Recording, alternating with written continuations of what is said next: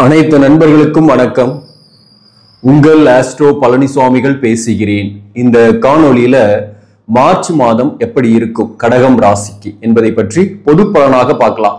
இந்த கடகம் ராசியை பொறுத்தவரையிலும் அஷ்டமத்து சனி கடந்த 2.5 ஆண்டு காலமாக ஏறத்தாழ இந்த மாசம் 29ஆம் தேதி, அதாவது மார்ச் 29ஆம் தேதி திருக்கணித பஞ்சாங்கத்தின்படி விலகுது. அதனால பல துயரங்கள், கஷ்டங்கள் விலகும்.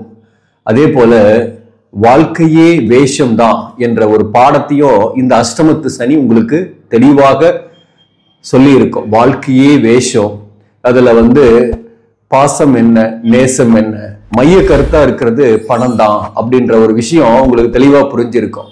இந்த உறவுகள் எதை சுத்தி இயங்குதுன்னாக்க பணம் இருக்கணும், அதுல ஏதாவது ஒரு ஆதாயம் இருக்கணும். அப்படி இருந்தாக்க அந்த உறவுகளும் சரி, சில நண்பர்களும் சரி சுத்தி இருப்பாங்க. அப்படி இல்லைனாக்க சில நண்பர்கள் விலகுவாங்க, ஆனா உண்மையான நண்பர்கள் கூடவே தான் இருப்பாங்க.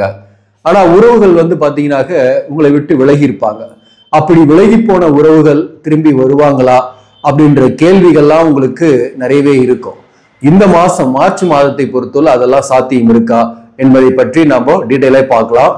இப்போ இந்த ராசிக்கு 2ஆம் அதிபதியாக வரக்கூடிய சூரியன் தன் வீட்டிற்கு 7ஆம் வீடாக வரக்கூடிய 8ஆம் பாவகத்தில் இருக்கிறாரு. சூரியன் சனியை அசங்கப்படுத்தி இருக்கிறாரு.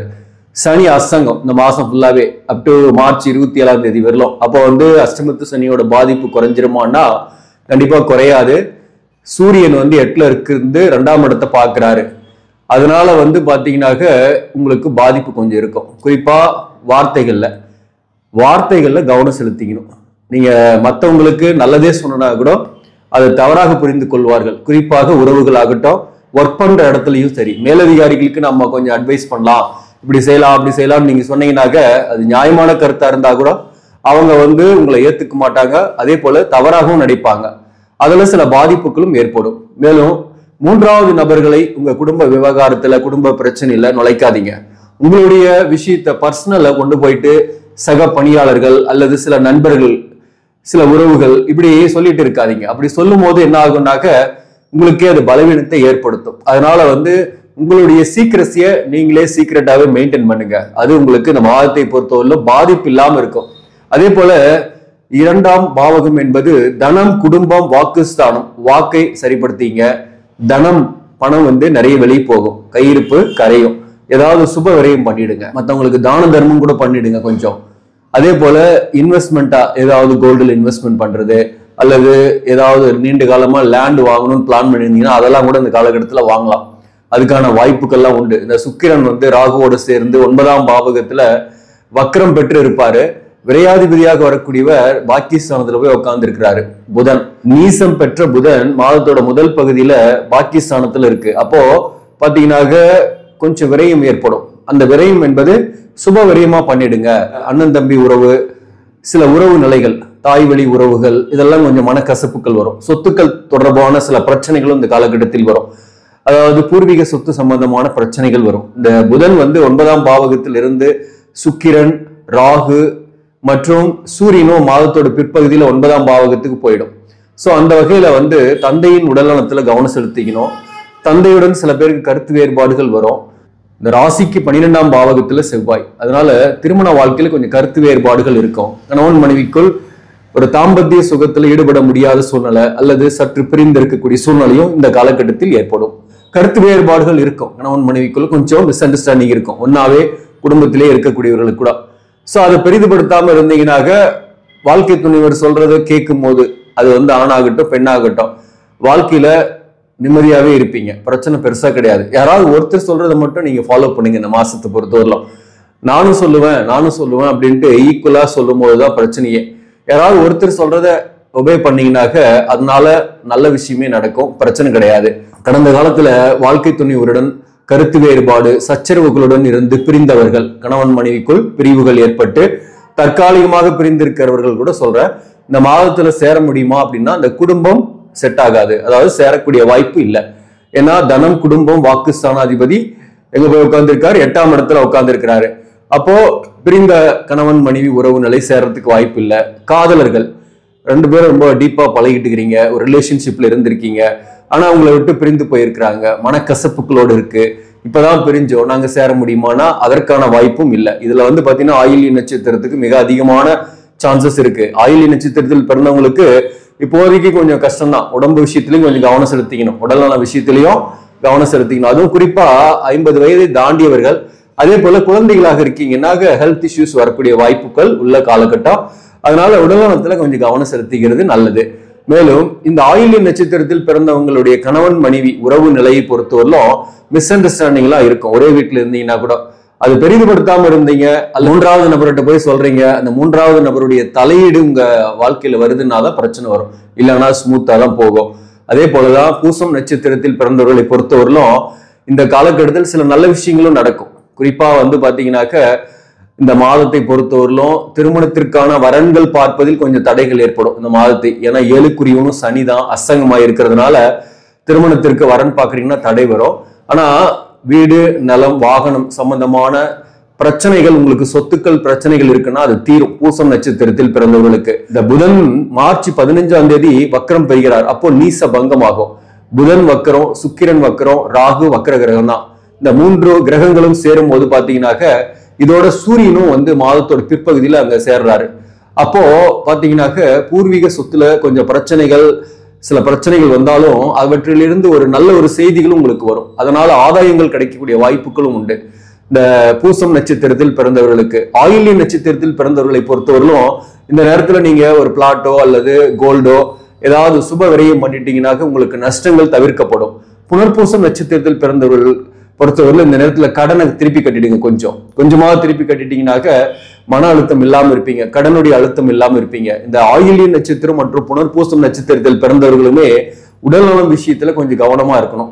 இந்த மாதத்தை பொறுத்தவரையிலும் கூட வார்த்தைகள்ல கவனமாக இருக்கணும். ஜென்ரலா தொழில் வேலை சொல்லணும்னாக்க இந்த மாதத்துல பெரிய அளவுக்கு மாற்றம்லாம் இல்லை. வேலை விஷயமா ஆஸ் யூஷுவல் இன்கம் உங்களுக்கு வந்துட்டு தான் இருக்கும். ஜாபுக்கு போயிட்டு இருக்கிறீங்கன்னா ஆஸ் யூஷுவல் இன்கம் வந்துகிட்டு தான் இருக்கும். இந்த சூரியன் சனி அஸ்தங்கப்படுத்துறதுனால ஒர்க் ப்ரெஷர் இருக்கும், அலைச்சல்கள் இருக்கும் வேலையில.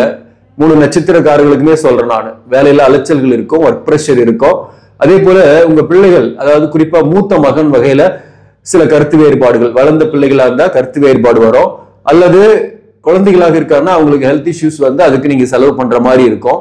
அதே போல கண் தொடர்பான பிரச்சனைகள் கொஞ்சம் வரக்கூடிய வாய்ப்பு உண்டு. உடல் நலத்துல கண்ணு பல்லு முகத்துல பாதிக்கப்படக்கூடிய வாய்ப்பு உண்டு, கவனம் செலுத்திங்க. மேலும் இந்த சூரியன் சனியை அஸ்தங்கப்படுத்தி இருக்கிறதுனால இந்த நேரத்துல ஒரு நெருக்கடிலாம் இருக்கும். வேலை பார்க்கக்கூடிய இடத்துல நெருக்கடி இருக்கும். ஆனா ஆஸ் யூஷுவல் இன்கம் வந்துகிட்டு தான் இருக்கும். அதை வந்து பெரிதுபடுத்தாம இந்த நேரத்துல பேப்பர் போடுறது அல்லது வேலையை எடுத்து பண்ணி விட்டுறது போன்றவை செய்யாம இருக்கிறது நல்லது. இடமாற்றத்துக்கு உகந்த காலமானா இந்த நேரத்துல இடமாற்றத்துக்கு உகந்த காலம் இல்லை. உங்களுக்கு வந்து இப்ப வேலையில மாறலாமா அல்லது புதிய வாய்ப்பு கிடைச்சு நாங்க போக முடியுமா, நான் தேடிட்டு இருக்கிறேன் வேலை கிடைக்குமான்னா இந்த மார்ச் மாதத்துல அதுக்கான வாய்ப்பு இல்லை. ஏப்ரல் 13ஆம் தேதிக்கு பிறகு உங்களுக்கு புதிய வாய்ப்புகள் கிடைக்கும். அதாவது சுக்கிரன் வக்ர நிவர்த்தியான பிறகு புதிய வாய்ப்புகள் கிடைக்கும்.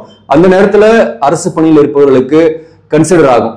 அதாவது பதவி உயர்வுக்கு நீங்க ரொம்ப நாளா எதிர்பார்க்கறீங்கன்னா நேம் லிஸ்ட்ல உங்க பேர் வரதுக்கு வாய்ப்பு உண்டு. அரசு பணியில் இருப்பவர்களுக்கு, தனியார் பணியில் இருப்பவர்களுக்கு ஒரு ஊதிய உயர்வோ, இருக்கிற வேலையிலேயே கூட ஒரு ஊதிய உயர்வோ அல்லது ஒரு நல்ல டிபார்ட்மெண்ட் சேஞ்சஸோ ஒரு டிசைனேஷன் சேஞ்சஸோ ஏற்படக்கூடிய வாய்ப்பும் உண்டு. சில பேருக்கு இந்த காலகட்டத்தில் ஏப்ரல் 13க்கு பிறகு பாத்தீங்கன்னாக்க ஒரு நல்ல கம்பெனில வேற கம்பெனில கூட மூவ் பண்ணலாம். நீங்க வேற இடத்துல கூட ஜாயின் பண்றதுக்கு வாய்ப்பு இருக்கு, நீங்க ட்ரை பண்ணலாம்.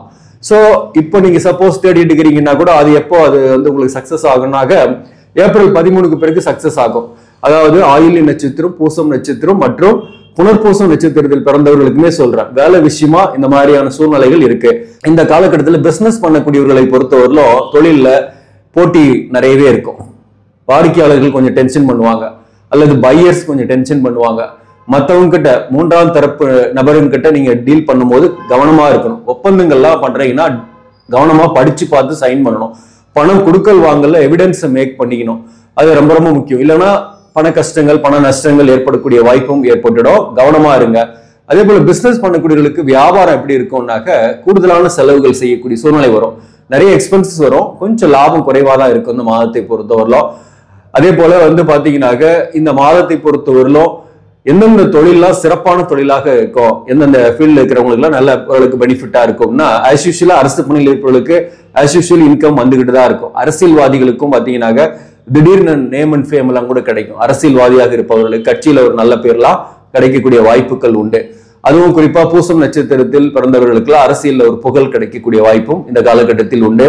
மேலும் இந்த நேரத்துல பாத்தீங்கன்னா இந்த விவசாயம் சார்ந்த தொழில் இருப்பவர்கள், விவசாயம் உணவு சார்ந்த தொழில் இருப்பவங்க, டிரான்ஸ்போர்ட் டிராவல்ஸ் சார்ந்த தொழில், கமிஷன் அடிப்படையிலான தொழில் செய்யக்கூடியவர்கள், அவர்களுக்கெல்லாம் ஆஸ் யூஷுவலா நல்ல ஒரு இன்கமே வரும். ஈவன் பிசினஸே பண்ணீங்கன்னா கூட வருமானம்லாம் கூடுதலாகவே கிடைக்கும். இந்த காலகட்டத்தில் ரியல் எஸ்டேட்டு கமிஷன் ஓரியன்டா செய்றீங்கன்னா அதுலயும் வருமானம் உங்களுக்கு கூடுதலாகவே கிடைக்கும். அதே போல சில பேருக்குலாம் பாத்தீங்கன்னா இன்ஜினியரிங்ல எலக்ட்ரிக்கல் எலக்ட்ரானிக்ஸ் இந்த மாதிரியான துறையில் இருப்பவர்களுக்கு வருமானம் நல்லாவே இருக்கும். நிர்வாகம் கம்ப்யூட்டர் இவர்களுக்கெல்லாம் பாத்தீங்கன்னா வாக்கால் பழிக்கக்கூடிய தொழில் இருப்பவர்களுக்கெல்லாம் ஒரு இடமாற்ற சிந்தனைகள் இருக்கும். ஒர்க் ப்ரெஷர் இருந்தாலே அதை ஏத்துக்கிட்டு ஒர்க் பண்றது மட்டும்தான் நல்லது. அதை விட்டுட்டு நம்ம வெளியே போனாக்க இந்த நேரத்தில் கொஞ்சம் கஷ்டப்படக்கூடிய சூழ்நிலையும் இருக்கு. அதனால இந்த மாதத்தை பொறுத்தவரை இந்த விஷயத்துல கவனம் செலுத்திங்க. மேலும் கேதுவை பொறுத்தவரை 3ஆம் இடத்துல இருக்கிறாரு. நிறைய சுற்றுப்பயணங்கள் டிராவல்ஸ் பண்ற மாதிரியே இருக்கும், நிறைய அலைச்சல் இருக்கும். இந்த கேதுவுக்கு குருவோட பார்வை 11ஆம் பாவகத்தில் இருக்கக்கூடிய குருவோட பார்வை சுக்கிரனோட பார்வையும் இருக்கு. அதனால முயற்சிகள்லாம் சக்சஸ் ஆகும். எவ்வளவுதான் வேலையே இல்லை என்னதான் பண்றது அப்படின்னாக்க அப்படிப்பட்டவர்கள் நீங்க முயற்சி செய்யுங்க. கண்டிப்பா அது இந்த மாதத்தோட இறுதியிலாவது உங்களுக்கு புதன் வக்ரமான பிறகு சூரியன் 9ஆம் பாவகத்துக்கு போன பிறகு கிடைக்கக்கூடிய வாய்ப்பு உண்டு. மேலும் உங்களுக்கு பொறுத்தவரை இந்த மாதத்துல குரு உங்களுக்கு ஏதோ ஒரு வகையில வாழ்க்கை ஜீவன அமைப்புக்கு பாதிப்பு இல்லாம பாத்துக்குவார். 11ஆம் பாவகத்துல குரு சுக்கிரன் பரிவர்த்தனையினால தேவையான பணம்ன்றது ஆஸ் யூஷுவல் இன்கம் வந்துகிட்டு தான் இருக்கும். அதாவது ஜாப்ல இருக்கிறவங்களுக்கு, பிசினஸ் பண்றவங்களுக்கு நிறைய எக்ஸ்பெக்ட் பண்ணீங்கன்னா அதை விட கொஞ்சம் குறைவாக வரும்னு சொல்றேன். அதுக்குன்னு வருமானமே வராது அப்படின்னு நான் சொல்ல கிடையாது. படிக்கக்கூடிய மாணவர்களை பொறுத்தவரை இந்த மாதத்துல கூடுதல் கான்சன்ட்ரேஷன் போட்டு படிப்பீங்க. கொஞ்சம் டைவர்ஷன்லாம் நிறைய வரும். அதாவது சக மாணவர்களால இந்த சோசியல் மீடியாக்கள் யூஸ் பண்றதுனாலயும் டைவர்ஷன்ஸ்லாம் நிறைய வரும். அதெல்லாம் கொஞ்சம் அவாய்ட் பண்ணிட்டு இந்த மாதத்தை பொறுத்தவரை கான்சன்ட்ரேஷன் போட்டு படிச்சீங்கன்னாக தேர்வுகளில் நல்ல மதிப்பெண் பெறக்கூடிய வாய்ப்பும் உண்டு. ஹெல்த்ல கொஞ்சம் கவனம் செலுத்திங்க. படிக்கக்கூடிய மாணவர்களை பொறுத்தவரையிலும் இந்த மாதத்தை பொறுத்தவரையிலும் எந்த தெய்வத்தை வழிபாடு செய்தால் சிறப்பாக இருக்கும் அப்படின்னாக்க அம்பாள் வழிபாடு சிறப்பை கொடுக்கும். குறிப்பா காமாட்சி அம்பாள், காஞ்சிபுரம் பக்கத்துல இருக்கக்கூடியவர்கள் காஞ்சி காமாட்சி அம்பாளை வழிபாடு செய்யுங்க. அல்லது மாங்காடு காமாட்சி அம்மன் ஆலயத்திற்கு சென்று வர உங்களுடைய கஷ்டங்கள் நீங்கும். அம்பாள் வழிபாடு உங்களுக்கு நன்மைகளை கொடுக்கும். அப்படி போக முடியாதவங்க வீட்லயே காமாட்சி அம்மன் போட்டோவை வச்சு வெள்ளிக்கிழமையும் திங்கக்கிழமையும் பிரம்ம முகூர்த்த டைம்ல நீங்க வழிபாடு செய்யுங்க. காமாட்சி அம்மன் விளக்கு ஏற்றி வச்சு ஒரு எலுமிச்சம்பழம் வாங்கி முன்னாடி வச்சுட்டு வழிபாடு செய்யுங்க, சிறப்பான பலனை கொடுக்கும். அதே போல 3ஆம் பிறை சந்திர தரிசனம் சிறப்பான பலனை கொடுக்கும். அஷ்டமத்து சனியோட கடுமையான பாதிப்புகளையும் உங்களுக்கு இருக்கக்கூடிய நெருக்கடிகளையும் குறைக்கும். சந்திர தரிசனம் நீங்க தொடர்ந்தே ஃபாலோ பண்ணலாம். இதெல்லாம் கடகராசிக்கு வாழ்வின் வெற்றி அடையக்கூடிய சூட்சமங்கள். ஆக நண்பர்களே, இந்த பதிவு உங்களுக்கு பிடிச்சிருந்தாக லைக் பண்ணுங்க, இதை மற்றவர்களுக்கும் ஷேர் பண்ணுங்க. இன்னும் நம்ம சேனலை சப்ஸ்கிரைப் பண்ணாம பாக்குறவங்க சப்ஸ்கிரைப் பண்ணி கண்டினியூ பண்ணுங்க. இதன் மூலம் உங்களுக்கு ஒரு சரியான ஜோதிட தகவல்களும் ஆன்மீக தகவல்களும் கிடைக்கும். நன்றி, வணக்கம்.